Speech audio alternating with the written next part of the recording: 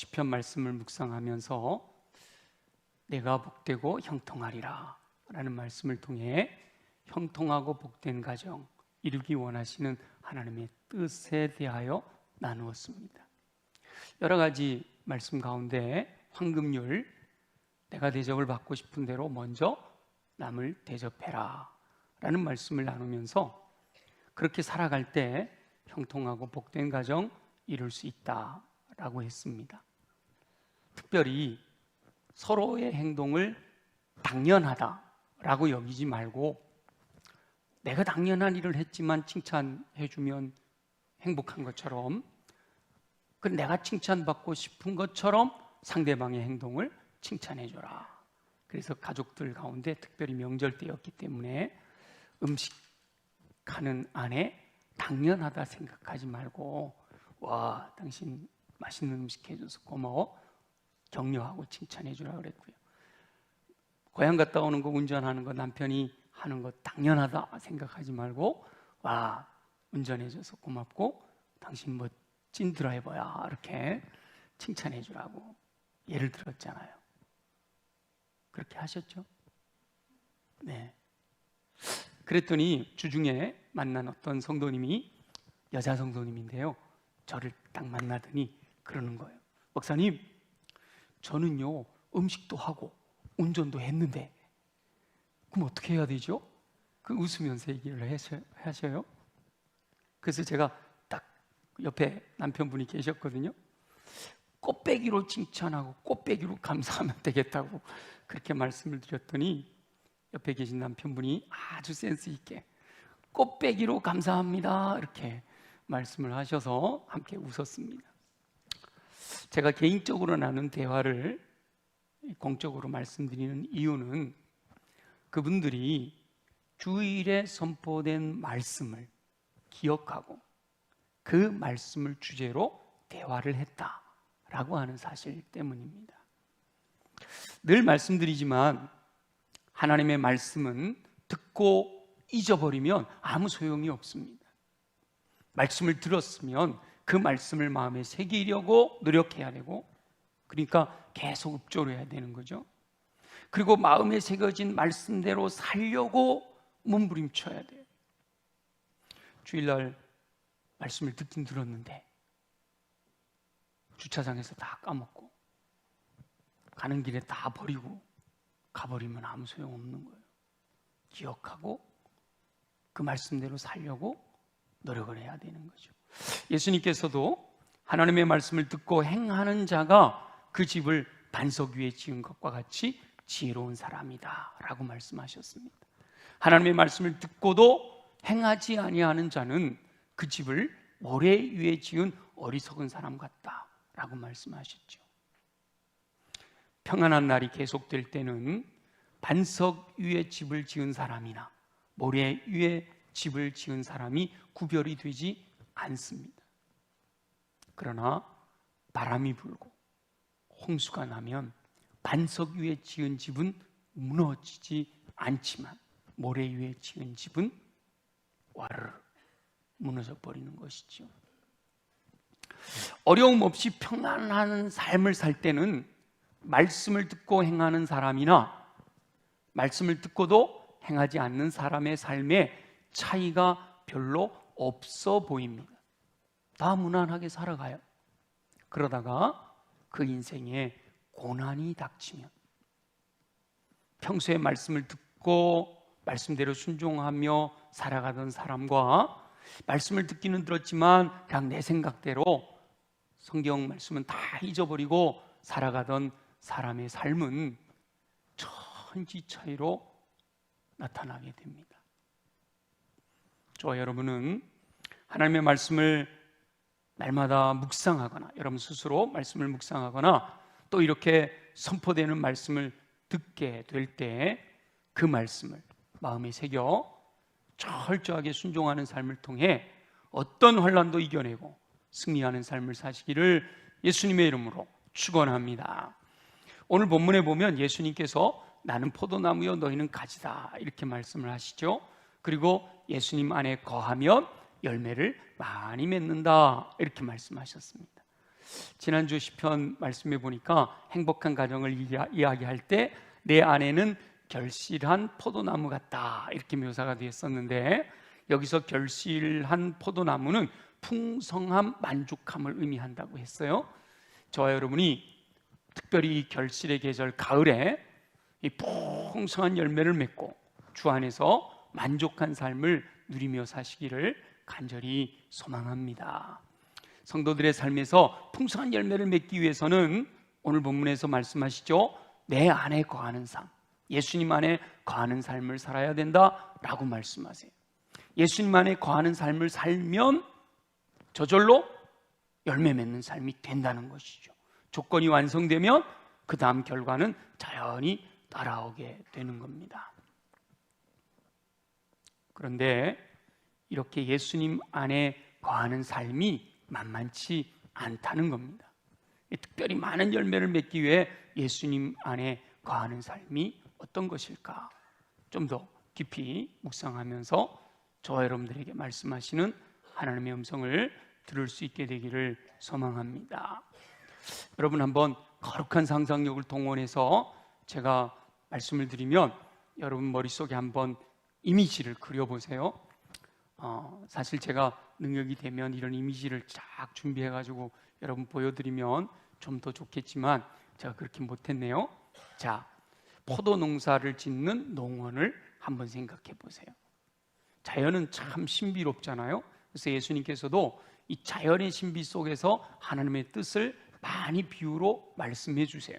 우주 만물을 하나님이 창조하셨고 하나님의 창조 질서가 그 속에 담겨 있기 때문에, 우리 오늘 메시아 하나님 찬양한 것도 보면 장미꽃 속에 창조하신 하나님이 들어 계시다, 그 말을 고지고대로 받아들이면 안 되죠. 비유로 말씀하신 거예요. 만유에 계신 하나님. 그래서 우리 예수님께서 포도나무 비유로 우리에게 하나님의 뜻을 알려주신 거죠. 그래서 포도 농원을 한번 생각해 보세요. 여기 서해안 쪽으로 가면 포도 농원들이 많잖아요. 그래서 해풍에서 또 뜨거운 태양 아래 이쪽 포도 아주 유명하잖아요. 송산 포도 그러면 아주 달기로 유명한데, 그거 생각해 보시란 말이에요. 봄이 되면 농부가 이 포도나무 가지치기를 쫙 합니다. 근데 일반 사과나무, 배나무 뭐 이런 거, 복숭아나무 생각하셨던 분들이 포도나무를 보면 깜짝 놀래요. 가지치기가 끝난 포도나무를 보면 너무도 앙상해서 볼품이 없기 때문이에요. 다 잘려버린 것 같아요. 저기서 과연 뭐가 열매가 맺힐까 염려할 정도로. 그런데 봄날에 따뜻한 태양이 비치면 앙상하여 볼품없어 보이는 그 나무에서 파릇파릇 새순이 돋아나게 됩니다. 상상해 보세요. 그런데 이 처음 나온 새순은요 너무 연약해요. 조금 바람이 세게 불기만 해도 찢어지고요, 꺾여버리고, 지나가다가 툭 쳐도 진뭉개져 버리는 거죠. 그래서 새순일 때는 세심하게 보살펴 줘야 합니다. 그 새순이 점점 자라면서 잎이 넓어지고 줄기가 단단해지고 길어지는 거예요.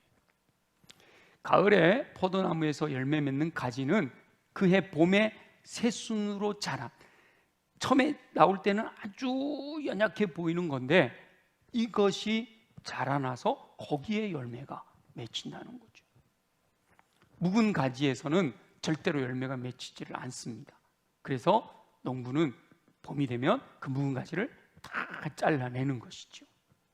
그런데 이 또 묵은 가지가 없으면 새순이 나오지를 않잖아요. 이 묵은 가지도 굉장히 중요한 거예요.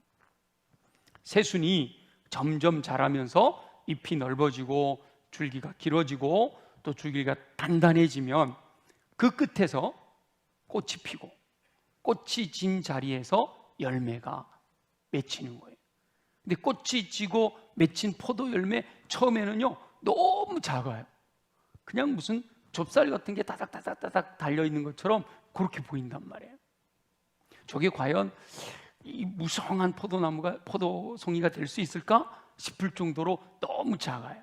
그러나 여름에 쏟아지는 비와 뜨거운 태양을 잘 견뎌내면서 점점 알이 통통하게 굵어지고 맛있게 연그러 가는 것이지요.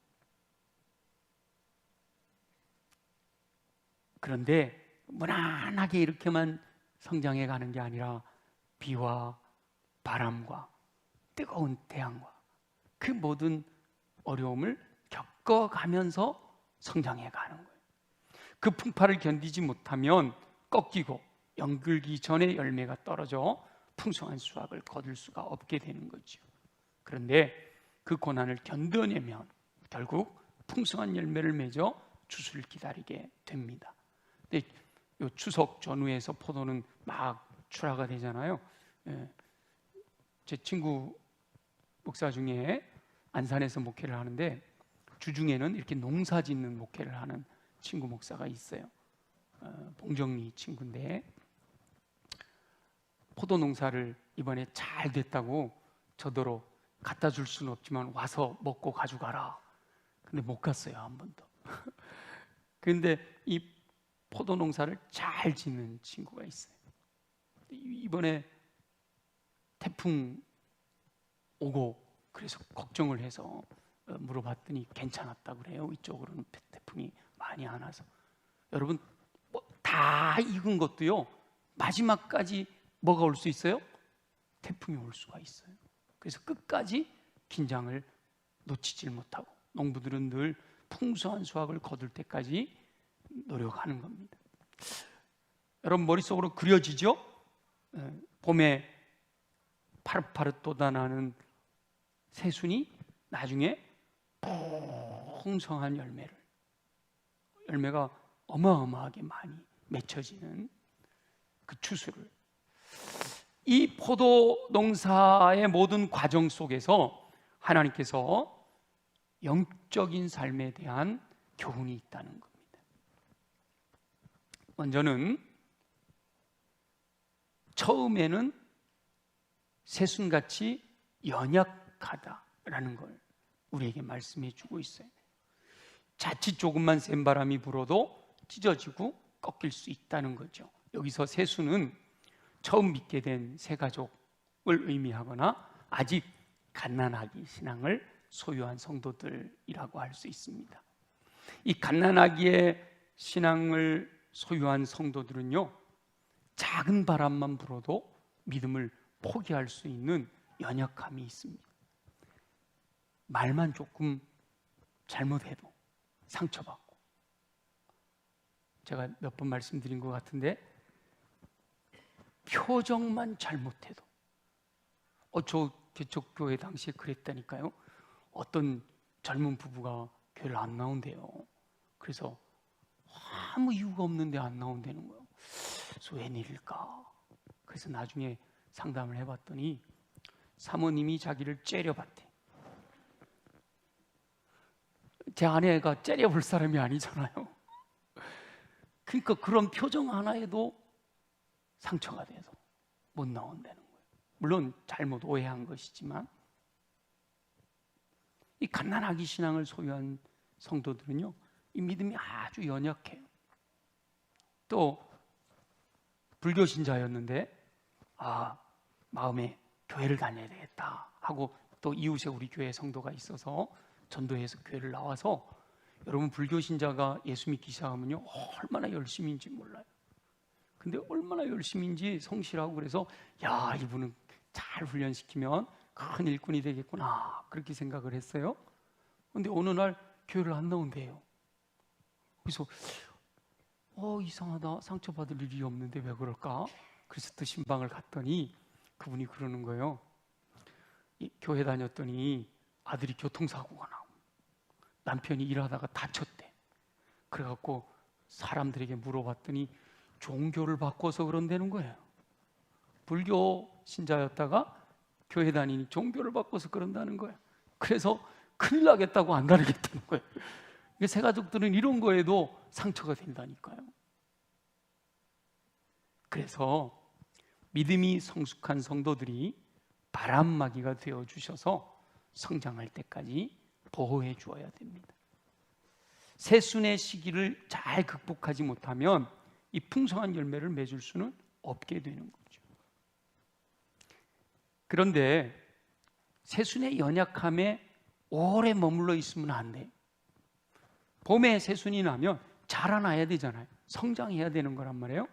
갓난아기 신앙에서 점점 더 성숙한 신앙으로 자라가야 되는 거예요. 어린아이로, 청년으로, 장년이 될 때까지 끊임없이 성장해 가야 됩니다. 성장이 멈추면 열매 맺는 것이 어려워져요. 근데 참 안타까운 것은 신앙의 연수가 오래되어도 여전히 갓난아기 신앙에 머물러 있는 분들이 너무 많아요. 그때도 개척교회 할 때인데 제가 특징적으로 이렇게 기억에 남기 때문에 어떤 집사님이 있었어요. 박 집사님이라고. 다른 지역에 있다가 이제 우리 교회로 다니기 시작했는데, 그분은 뭔 얘기를 하면 말할 때마다 그쪽 동네에 있을 때 내가 우리 권사님들한테 얼마나 많이 사랑을 받았는데 우리 교회는 사랑이 없어 막 이러는 거예요. 아니, 그쪽 교회에 있을 때는 신혼 때예요. 신혼 때. 그때부터 신앙생활을 해갖고 우리 교회 왔을 때 신앙생활을 한 지 한 10년 15년 됐었는데, 그러면 이제는 사랑받을 생각을 하지 말고 뭘 해야 되죠? 사랑해 줘야 되잖아요. 그때 많은 사랑을 받았으니까 지금은 사랑을 나눠주고 섬길 수 있어야 되는데 맨날 그때 사랑받았던 생각만 하고 지금도 받아야 되겠다고 그러고 있는 거예요. 그래서 얼마나 안타까웠는지 몰라요. 우리 성도들 중에는 한 분도 안 계시지요? 네, 내가 갓난아기 신앙인지 아니면 좀 성숙한 신앙인지 알 수 있는 방법이 있어요. 그것은요, 받으려고만 하는지, 사랑을 왜 안 해주느냐고 계속 사랑받고 싶은 마음으로만 있으면 아직도 어린 신앙이에요. 근데 자꾸 마음에 베풀고 싶고 나누고 싶고 섬기고 싶고 그러면 그건 이제 이미 성장해 가고 있는 신앙이 되는 겁니다. 우리 모두 다 끊임없이 성장하는 삶 되시기를 소망합니다. 두 번째 교훈은요, 그렇게 성장하기 위해서는 끊임없이 영양 공급이 풍성히 이루어져야 된다는 것이죠. 영적인 삶에서의 영적인 이 공급은요, 영양의 공급은 예배와 말씀과 기도와 교제와 전도의 이 영적인 기본기를 이루어가는 삶에서 성취되는 거예요. 영적인 공급을 어디에서 받느냐 말이죠. 예배드리면서 하나님께서 영적인 영양분을 공급해 주셔요. 말씀과 기도와 교제와 전도의 삶에서 하나님께서 우리가 성장할 수 있는 영적인 양식을 공급해 주는 거죠. 이 영양의 공급은 새순에서 시작하여 추수할 때까지 모든 과정이 다 필요한 겁니다. 새순일 때나 열매가 연걸었을 때나 그 분량에서는 차이가 있을지 몰라도 필요한 영양분은 동일해요. 물이 있어야 되고 거름이 있어서 영양분이 있어야 되는 거죠. 영적인 세계에서도 마찬가지로 믿음이 성장하는 동안에 늘 예배와 말씀과 기도와 교제의 삶이 이루어져야 되는 거예요. 그것이 없으면 메말라 가게 되는 거죠. 물론 갓난아기가 소화할 수 있는 것과 장성한 어른이 소화할 수 있는 영양분의 성격은 다를 수 있어요. 갓난아기는 부드러운 젖을 먹어야 성장할 수가 있습니다. 갓난아기에게 딱딱한 음식이나 소화가 어려운 고기를 주면 문제가 발생하거든요.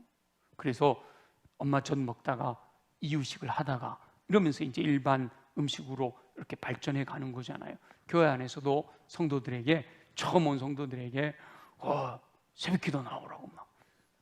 근데 그렇게 되는 경우도 있어요.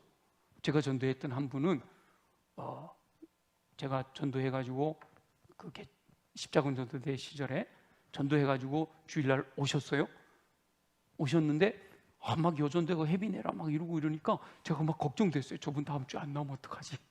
근데 그 다음 날부터 새벽기도 나오더니 나중에 제가 그 목회하러 그 지역을 가서 그분을 만났는데요, 벌써 집사님이 돼 계시더라고요.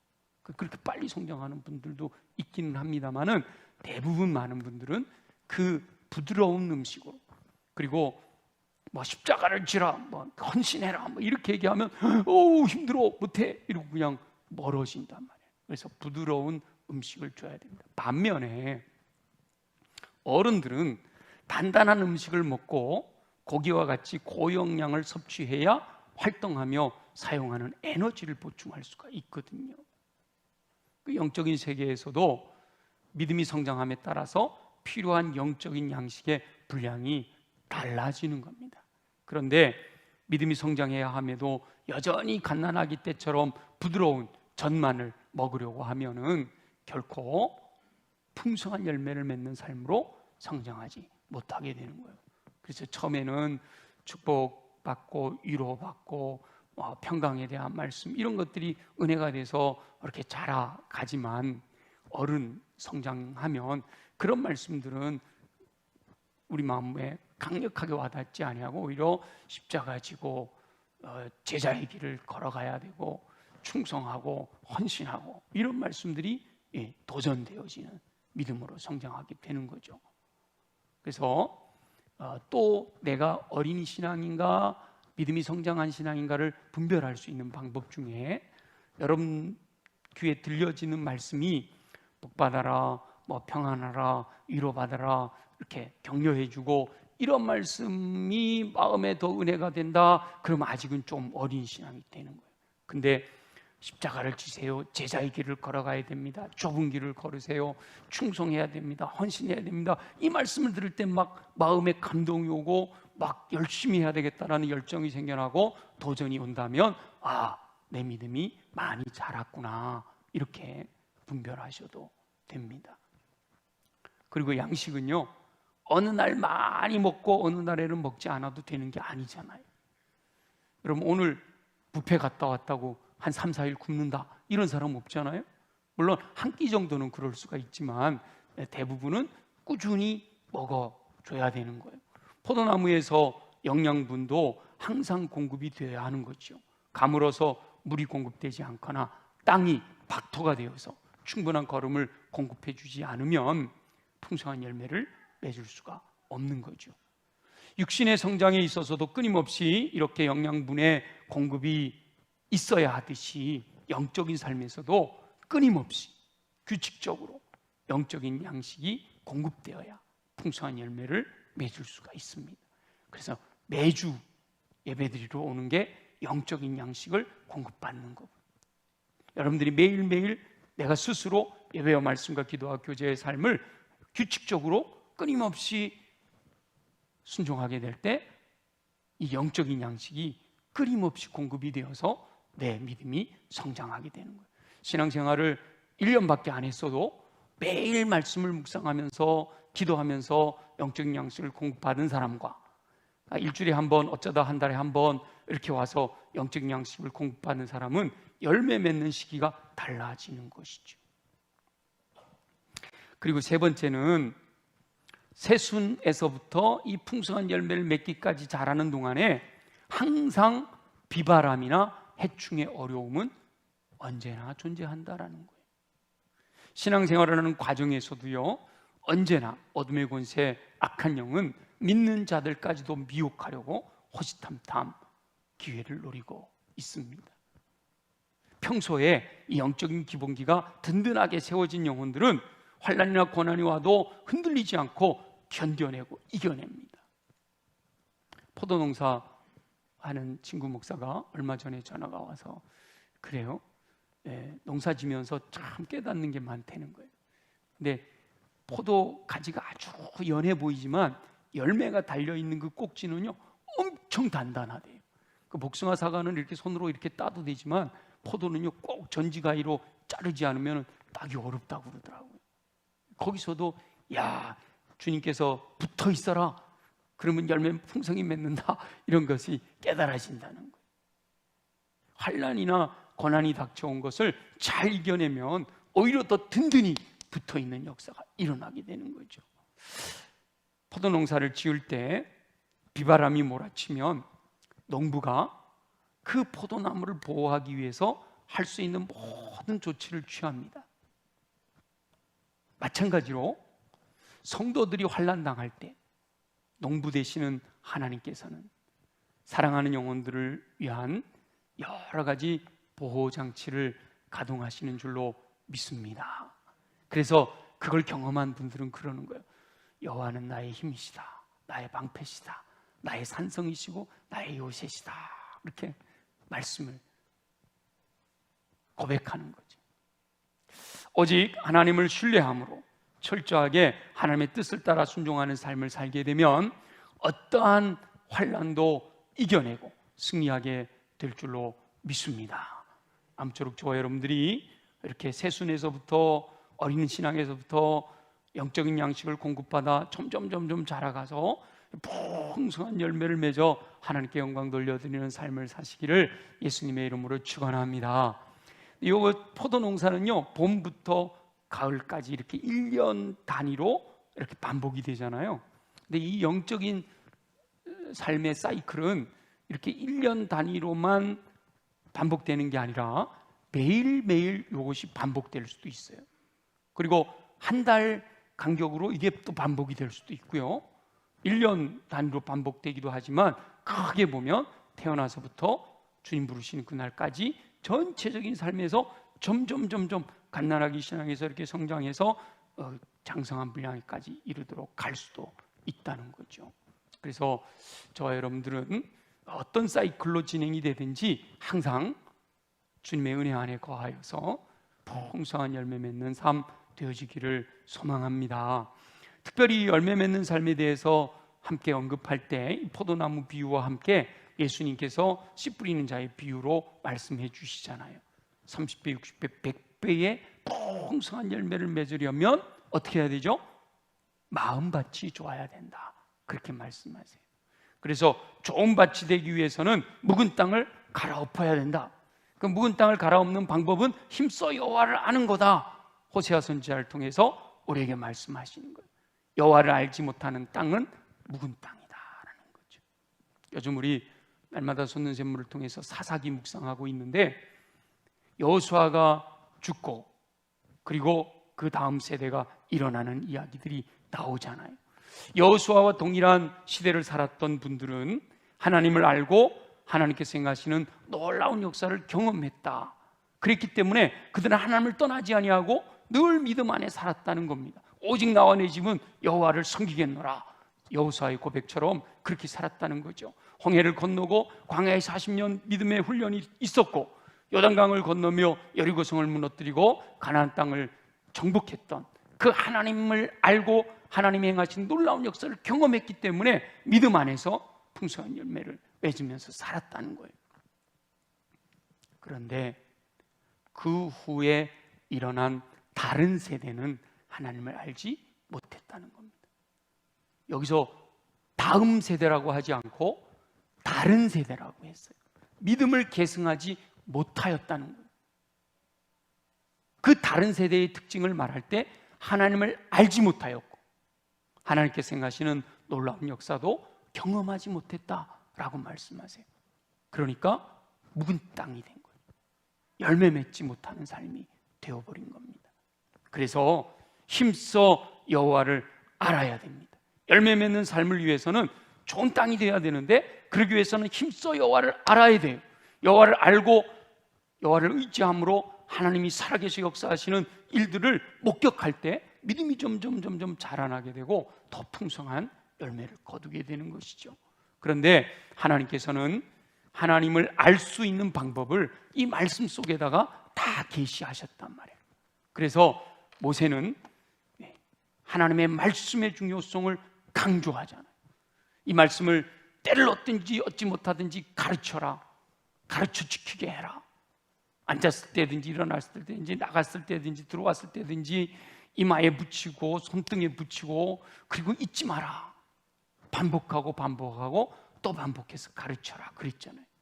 여호수아에게도 이 율법책을 내 입에서 떠나지 말게 해라, 그것을 주야로 묵상하라 말씀하시며 그 가운데 기록한 대로 다 지켜 행하라. 그리하면 평탄한 길을 가게 될 것이고 형통한 인생을 살게 될 것이다, 이렇게 말씀하셨습니다. 이 말씀이 생명의 양식이 되는 거죠. 사도 바울을 통해 디모데에게도 말씀의 중요성을 알게 하셨는데, 모든 성경은 하나님의 감동으로 된 것이다. 이것은 사람의 언어가 아니라는 거예요. 성령의 감동으로 기록된 하나님의 언어, 하나님의 뜻이 담겨 있는 거라는 거예요. 그래서 인생길에서 교훈과 책망과 바르게 함과 의료 교육하기에 유익하다는 거죠. 하나님의 말씀, 성경은 인생 사용 설명서입니다. 매뉴얼이에요. 인생을 어떻게 더 풍요롭게 살아갈까, 얼마나 더 열매 맺는 삶을 살까에 대한 매뉴얼이 다 기록이 되어 있는 거예요. 이 말씀대로 살게 되면 하나님의 사람으로 온전하게 하는 은혜가 임하고 모든 선한 일을 행할 능력을 갖추게 하는 역사가 일어난다는 것이죠. 그 말씀을 통해 인도함을 받게 되면 삶에서 풍성한 열매를 거두게 된다라는 겁니다. 그래서 이렇게 하나님의 말씀을 묵상하는 것이 너무도 중요해요. 생명의 양식이기 때문이에요. 예배와 말씀과 기도와 교제, 이 모든 것 가운데서도 특별히 이 영적인 양식, 생명의 양식이기 때문에 요즘 사사기 묵상을 계속 나누고 있는데, 카카오톡 채널에 제가 글을 올리면 이제는 뭐 거의 단골로 들어오는 분들이 있어요. 그분들이 들어오셔가지고 댓글을 남겨주시는데 그 댓글들이 얼마나 풍성한지 몰라요. 제가 그 댓글들을 읽으면서 제가 또 은혜가 돼요. 야, 내가 보지 못했던 거, 그리고 삶의 구체적인 것들을 또 나눠주시니까 큰 은혜가 돼요. 안 들어와 보시면 몰라요. 들어와 봐야 알아요. 더 많은 분들이 함께 말씀을 묵상하고 나눌 수 있는 은혜가 있기를 원해요. 이렇게 말씀을 묵상하는 것이 왜 중요한가 하면, 이 말씀을 듣고 보고 경험하는, 이 말씀을 묵상함으로 말미암아 내 가치관이 변하기 때문이에요.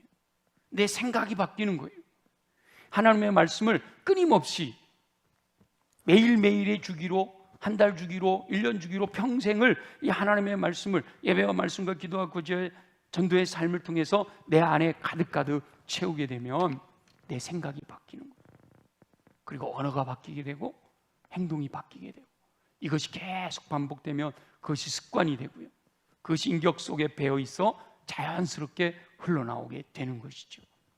말씀이 내 안에 가득 채워져 말씀이 내 인격 속에 배어서 내 인격 속에 자연스럽게 흘러나올 수 있도록 되는 것이 그리스도의 분량에까지 충만하게 이르는 믿음의 성장을 가져오는 거예요. 우리 예수님은 이 하나님의 말씀이 그 안에 가득 채워져 있어서 그의 인격 속에서 자연스럽게 하나님의 말씀이 배어나오는 거예요. 예수님이 생각하시는 거, 예수님이 말씀하시는 거, 예수님이 행동하시는 거, 그분의 인격 속에서 자연스럽게 배어나오는 거예요. 그래서 여러분 복음서를 읽어보면 전부 예언자들이 예언한 말씀대로 이루어지니라, 말씀대로 이루어지니라 다 그러잖아요. 사단이 40일 금식이 끝난 다음에 시험하러 왔는데, 시험할 때마다 예수님 안에서는 뭐가 튀어나와요? 말씀이 튀어나와요. 그러니까 어둠의 권세를 이기고 승리하고 천사들이 내려와 수종드는 일들이 일어나잖아요. 저와 여러분들이 예수 그리스도의 마음을 품고 예수님 닮은 삶을 살려면 이것이 반복돼요. 습관이 되도록, 인격에 배어나오도록 계속해서 끊임없이 반복하고 또 반복해야 되는 거예요. 여러분, 새순이 나오자마자 바로 열매 맺지 않잖아요. 이 모든 과정이 있는 거예요. 어느 날 갑자기 열매가 안 생기는 거예요. 우리의 신앙생활도 마찬가지입니다. 내가 어느 날 갑자기 혓가닥 돌아서 예수님 닮아지지 않는단 말이에요. 끊임없이 나를 쳐서 복종시키고 어린아이 신앙에서 점점 자라가고 또 반복하고 또 반복하게 될 때 어느 순간 우리가 주님 닮은 삶을 살아가게 되는 겁니다. 아무쪼록 이 포도나무에 대한 비유의 말씀을 통해서 내게 주시는 주님의 음성을 우리가 붙들고 그 말씀대로 순종하는 삶, 예수님 안에 거하는 삶을 통해 하나님께서 허락하시는 풍성한 열매를 거두어 복된 인생 누리는 저와 여러분 모두 되어지시기를 예수님의 이름으로 축원합니다. 우리 주신 말씀 기억하면서 함께 통성으로 하나님 말씀을 들었는데 이 말씀이 나를 지배하게 하셔서 말씀대로 사는 삶 되어지기를 소망합니다. 함께 기도하겠습니다. 모든 성도들이 풍성한 열매를 추수하는 복된 인생 살기 원하시는 우리 주 여호와 아버지 하나님, 포도나무의 비유를 통하여 하나님의 음성을 듣게 하시니 감사합니다. 가지는 항상 원줄기에 붙어 있어야 열매를 맺게 됨을 깨닫게 하시고, 성도가 예수님 안에 거할 때 풍성한 열매 맺게 됨을 또다시 말씀하여 주시니 감사합니다. 가지의 열매가 맺히기 위해서는 새순부터 시작하는 사실을 깨닫게 하시니 감사합니다. 영적으로도 갓난아기부터 시작해서 장성한 분량으로 성장한다 말씀하시는 음성을 듣습니다. 성장하는 동안 끊임없이 영양분이 공급되어야 그 영적인 삶에 집중함으로 끊임없이 영적인 영양분을 공급받아야 성장이 멈추지 않는다 말씀하시니, 주여 우리의 삶에서 날마다 예배와 말씀과 기도와 교제와 전도의 삶에 집중하게 하시고, 주님이 원하시는 예배와 말씀과 기도로 더 가까이 나아가는 삶 되게 하옵소서. 인생 중에 비바람이 불어오는 환란이 있음을 깨닫게 됩니다. 포도나무는 농부가 보호하듯이 농부 되신 하나님께서 인생길의 여러 가지 어려움 중에서도 보호하시고 산성이 되시고 요새가 되어주시는 은혜를 베풀어 주시는 줄 믿습니다. 주님, 풍성한 열매를 맺는 좋은 밭을 준비하기 위해서 묵은 땅을 갈아엎고 여호와를 힘써 알아야 된다 라고 말씀하시니, 우리가 말씀 속으로 들어가 말씀이 내 가치관을 변화시켜 내 생각을 바꾸고 내 언어를 바꾸고 내 행동을 바꾸고 내 습관이 바뀌어지고 내 인격 속에 하나님의 말씀이 배어서 예수 그리스도의 마음을 품고 예수님처럼 살아가는 삶이 되어지도록 주께서 도와주시기를 소원합니다. 그래서 하나님을 알고 하나님께서 행하신 놀라운 역사를 경험하며 믿음 안에 풍성한 열매 거두는 삶 되게 하여 주시옵소서. 살아가실 줄로 믿습니다. 감사합니다. 영광을 받으시옵소서. 살아계시 역사하시는 우리 주 여호와 아버지 하나님, 오늘 주님께서 말씀하신 내 안에 거하면 열매를 많이 맺느니라 말씀을 기억하고 예수님 안에 거하는 삶을 살고자 결단하는 영혼들에게 주의 권능으로 충만하게 하셔서 늘 승리하는 삶 되게 하여 주시옵소서. 주님, 우리가 육체가 강건해야 주의 말씀대로 순종할 수 있사오니 간절히 사모합니다. 우리 연약한 부의 손을 얹고 함께 기도합니다. 나사렛 예수 이름으로 명하노니 모든 육체의 질병은 뿌리채 뽑혀 떠나갈지어다. 그래야 독수리 날개 침같은 쇠임을 공급받아 걸어가도 피곤치 않고 뛰어가도 고단치 않는 강건함으로 주의 뜻 이루게 하여 주시옵소서. 우리 가슴에 손을 얹고 기도합니다. 내 안에 이미 들어와 있는 세상적인 가치관, 하나님 기뻐하지 아니하는 더러운 것들을 나사렛 예수 이름으로 명하노니 정결하게 될지어다. 깨끗하게 될지어다. 새롭게 될지어다. 온전히 우리의 마음이 묵은 땅 갈아엎고 좋은 땅 되게 하셔서 말씀이 임하실 때마다 아멘으로 순종하여 30배, 60배, 100배 열매 맺는 삶 되게 하여 주옵소서. 그러나 끊임없이 우리 안에 세상적인 것으로 유혹하고 우리 안에 더러운 것을 심어내려고 하는 어둠의 권세들아, 예수 이름으로 명하노니 묶임을 받고 떠나갈지어다. 온전히 우리의 마음의 왕좌에는 성령님을 왕으로 모시고 왕이신 성령님의 명령 따라 믿음으로 순종함으로 열매 맺고 은사로 충만하여 주님이 기뻐하시는 주님의 영광을 나타내는 승리의 삶을 살아가도록 역사하여 주시옵소서. 우리 앞을 가로막는 모든 어둠의 견고한 진들을 파쇄하고 승리의 노래로 감사와 찬양과 영광과 존귀 주님께 올려드리는 삶을 살게 하여 주시옵소서. 허락하실 주님을 찬양하고 경배합니다. 영광을 받으시옵소서. 예수님의 이름으로 축복하며 기도드립니다. 아멘. 우리 다 함께